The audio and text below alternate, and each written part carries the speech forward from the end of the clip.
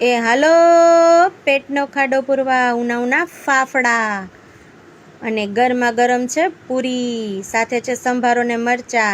નાસ્તો પતાવી અને હું ને અમારા રાવલ સાહેબને જવાનું હતું બારે, એટલે અમે થઈ ગયા રેડી. પછી જો અમારા લાડોબેનને છે ને છોલે ભટુરે બહુ જ ભાવે, તો લાડોબેન હાટું છોલે ભટુરે પાર્સલ થાય છે. ઓ ભાઈ, ગરમા ગરમ છોલે ભટુરે. અને આ છે અમારા ઘરનું મોટું વાવાઝોડું, જે આવે ની ટોળા વીંધીને જ આવે.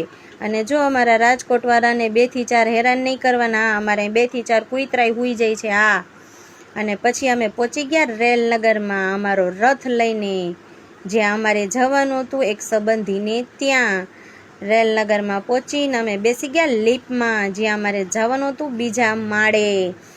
5:30 આવીને અમે બનાવી લીધો ગરમા ગરમ નાસ્તો, ગરમા ગરમ થેપલા, ચા, બટેટાની વેફર.